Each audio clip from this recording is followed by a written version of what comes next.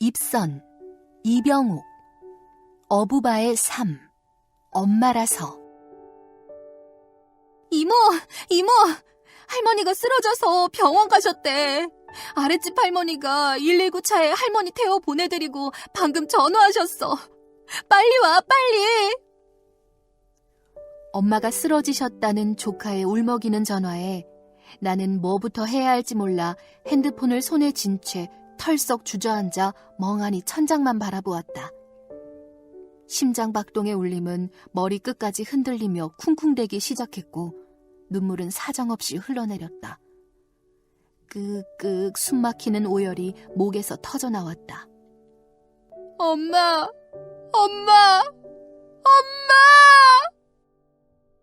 엄마는 그해 83살이었다.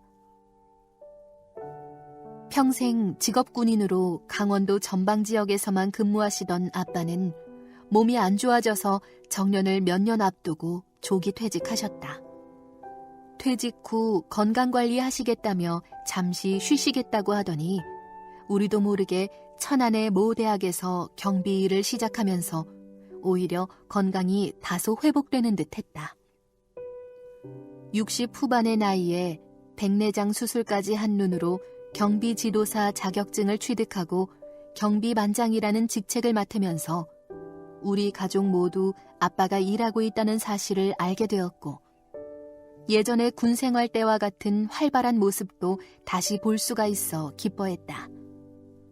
아빠는 근무가 없는 날이면 엄마와 함께 복지회관에서 탁구도 치고 집 뒤 동산에 수시로 올라가 담소도 나누는 등 건강한 모습을 보이셨지만 작년 여름 갑작스런 대장암 재발로 끝내 세상을 떠나셨다. 엄마는 혼자 덩그러니 남게 되면서 식사도 거르는 경우가 많고 아빠와 함께 늘 참석해 탁구를 쳤던 복지회관도 발을 끊으신 채 부쩍 말라가고 있었다. 5형제 중에 엄마가 살고 있는 천안과 가장 가까운 거리인 대전에 살고 있는 나는 일주일에 한 번씩 꼭 찾아가서 같이 밥도 먹고 반찬도 준비해 가서 냉장고에 넣어놓고 오곤 했다. 그러나 그 다음 주에 가서 냉장고를 열어보면 아예 건들지도 않은 반찬통이 내 속을 바짝바짝 태우기도 했다. 집에서도 아기용 보행기에 의지해야만 움직임이 가능하니 그럴 수 있겠다 속으로 생각하면서 다시 냉장고에 반찬통을 교체해 놓았다. 그나마 어릴 적부터 엄마가 도맡아 키워온 조카가 결혼해서 엄마 근처에 살면서 수시로 엄마에게 찾아가서 말벗도 해드리고 누룽지나 죽을 사서 드리며 다른 별일은 없는지 소식도 전해주고 해서 조금은 안심하고 내 직장을 다닐 수가 있었다.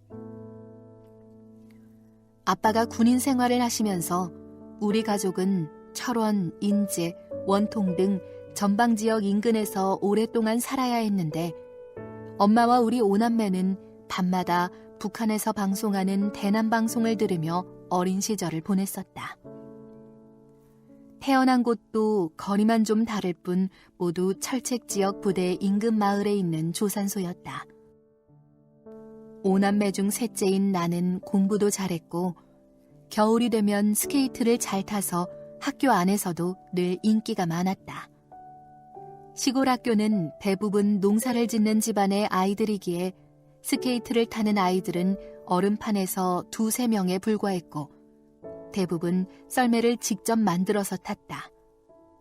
아빠가 군인이기 때문에 시골에서는 좀 있는 집안으로 인정을 해주고 그래서인지 엄마는 나에게 스케이트를 사주셨고 겨울만 되면 엄마와 함께 손을 잡고 부대 앞 스케이트장에서 하루 종일 타곤 했었다.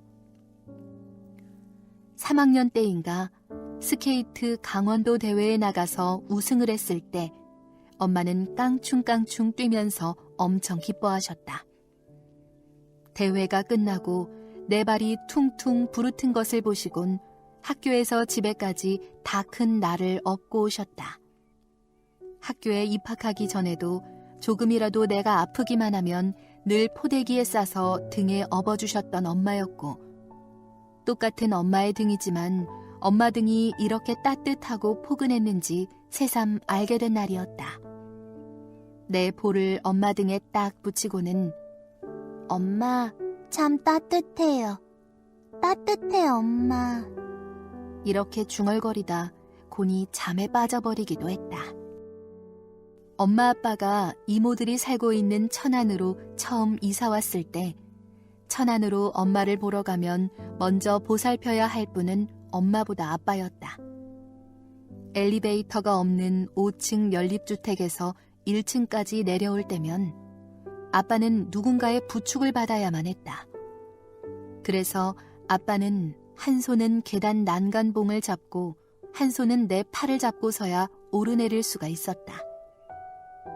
평일에는 복지시설에 근무하시는 분들이 번갈아 오셔서 식사도 같이 해주시고 햇빛을 쬐어주기 위해 집 밖으로 외출할 때 부축까지 다 해주시기도 했다.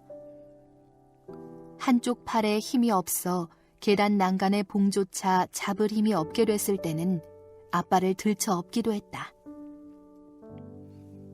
난생 처음 아빠를 업었다.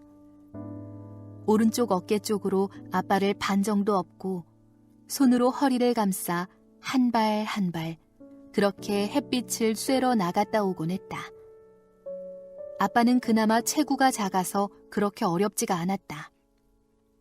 그리고 아빠가 돌아가시고 나서는 엄마를 업었다.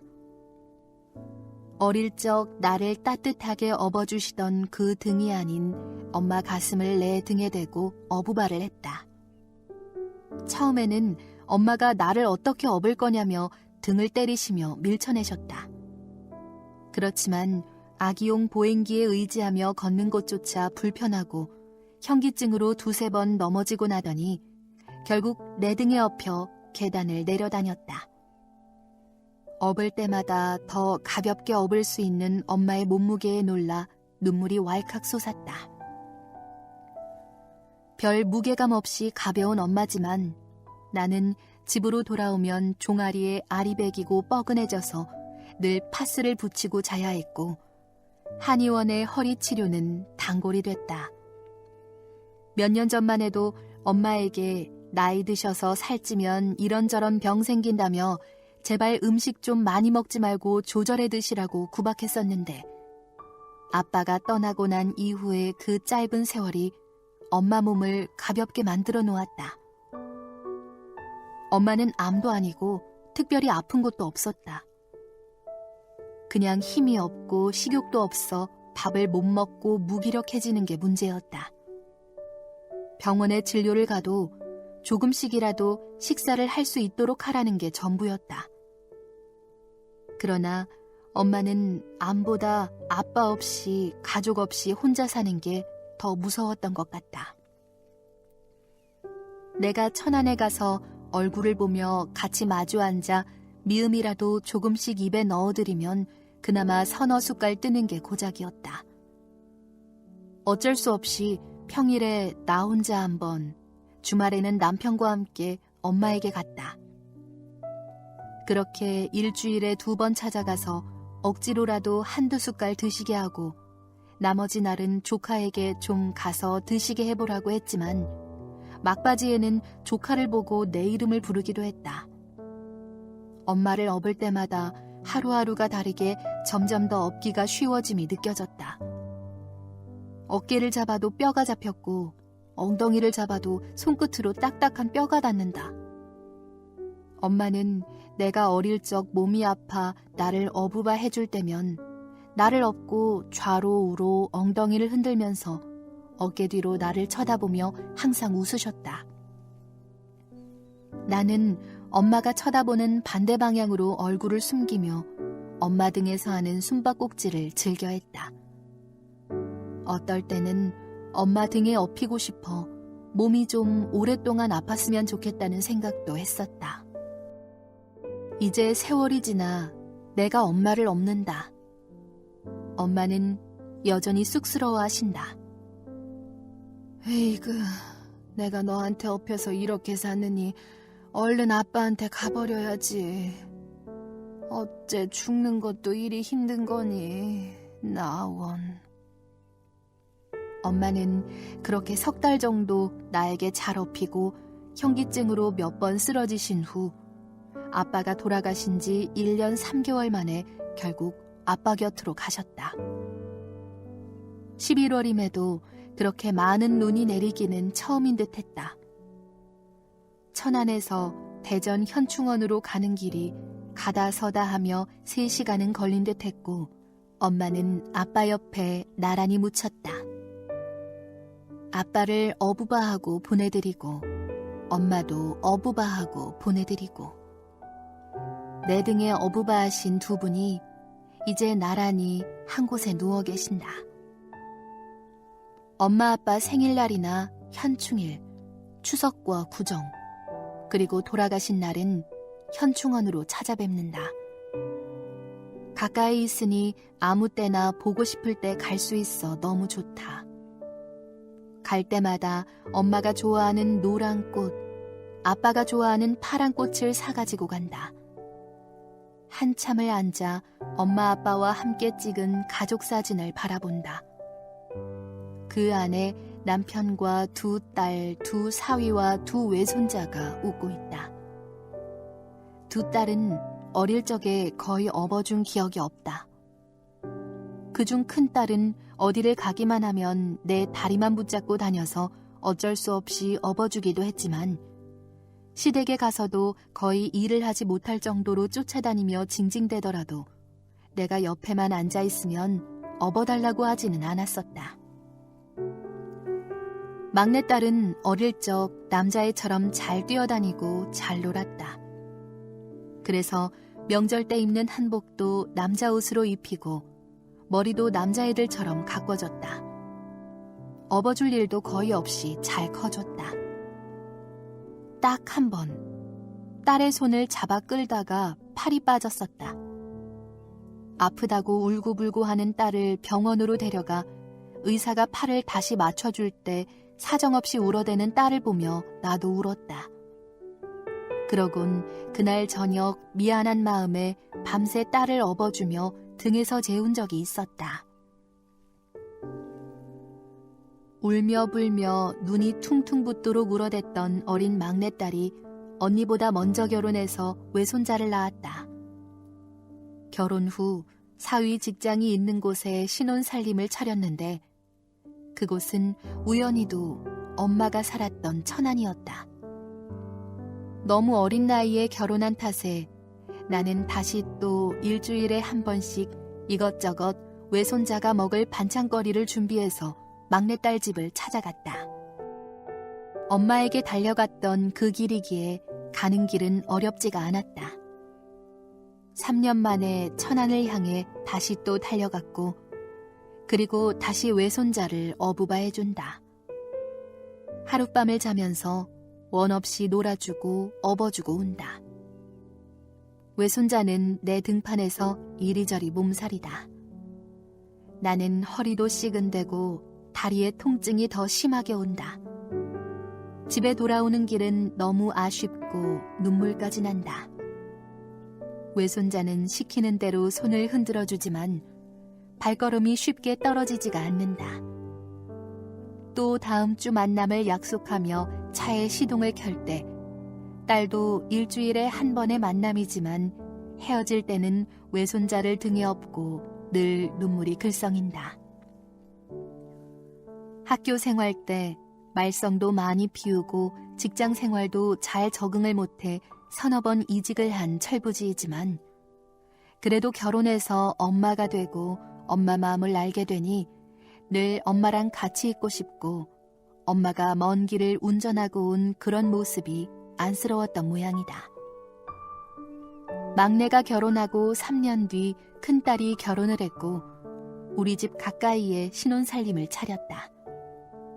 사위의 직장은 세종시이지만 큰딸이 엄마 옆에서 육아를 편안하게 했으면 하는 사위의 마음과 내년에 육아휴직이 끝나고 복직을 하게 되면 엄마에게 육아를 부탁할 것을 목적으로 딸이 나서서 우리 집 옆으로 정한 듯 했다.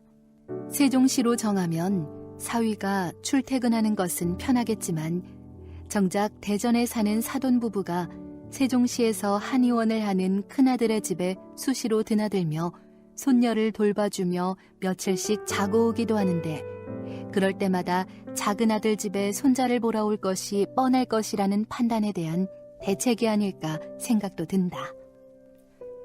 큰딸은 거의 4kg 정도 되는 떡두꺼비 같은 아들을 낳았고 몸조리를 끝내고 퇴원하자마자 우리 집으로 달려와 짐을 풀었다. 아예 2주 동안의 기간을 정해놓고 우리 집 안방을 차지한 채 편안하게 잘 지냈고 이후 500m 인근의 자기 집으로 돌아갔다. 그리고 그 다음 날부터는 비나 눈이 내리면 차를 운전해서 오고 날씨가 좋으면 유모차에 태워 하루도 빠짐없이 우리 집으로 달려온다. 나는 막내딸의 외손자를 등에서 내려놓자마자 다시 큰딸의 외손자를 어부바하기 시작했다. 주말을 제외하고 하루 반은 천안에 가서 작은딸 외손자와 놀아주고 3일 반은 큰딸 아기를 업어주는 것이 나의 새로운 일상으로 굳혀졌다. 아마도 내 인생의 마지막 어부바가 되지 않을까 생각이 든다. 더 세월이 흘러 내가 걷지 못할 때 어느 누가 나를 어부바 해줄까 생각해보니 그냥 피식 웃음만 나온다. 책장을 뒤적거리다 대학 시절에 즐겨 읽었던 시집을 꺼내들었다. 조현상 시인의 어부바 세워라라는 시가 눈에 들어왔다. 너는 지칠 줄도 모르는 들소인가 봐. 쉬엄쉬엄 가자고 손짓해도 못 들은 척 숨차게 달려가고 있는 내 생의 동반자야. 가야 할 이정이 스쳐간 화살보다 적은데 속도를 줄여주지 않는 고집불통 세워라. 이제는 내 작은 등에 어부바 널 업고 가려네. 그동안 나 역시 지나온 세월을 지칠 줄 모르는 들소인 양 못 들은 척 고집불통 세월을 어부바하며 살아왔던 것 같다. 아빠를 어부바에서 보내고 엄마를 어부바에서 보내고 두 딸을 어부바해주고 두 딸이 난 두 외손자를 어부바하면서 보내온 그 모든 시간들이 다 나에게 주어진 세월 속에 주어진 양이었다. 나는 그 세월을 이 작은 여인의 등에 올려 지금껏 살아왔고 이제 누구의 등에 어부바를 해야 할까 두리번거리고 있다.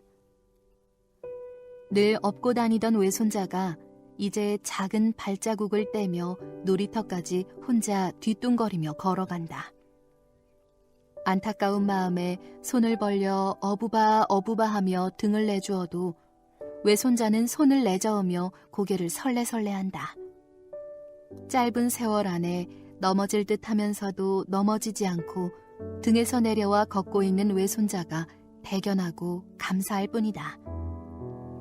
뒤돌아 생각해보니 나의 몸은 이미 할머니가 되었지만 내 안의 마음은 아직 다 자라지 못한 등에 기댄 어린아이인 듯하다. 긴 세월 동안 어부바만 하며 살아왔지만 이내 나의 지친 마음만이라도 누가 업어줄까 하며 좌우로 찾고 있음을 알았기 때문이다.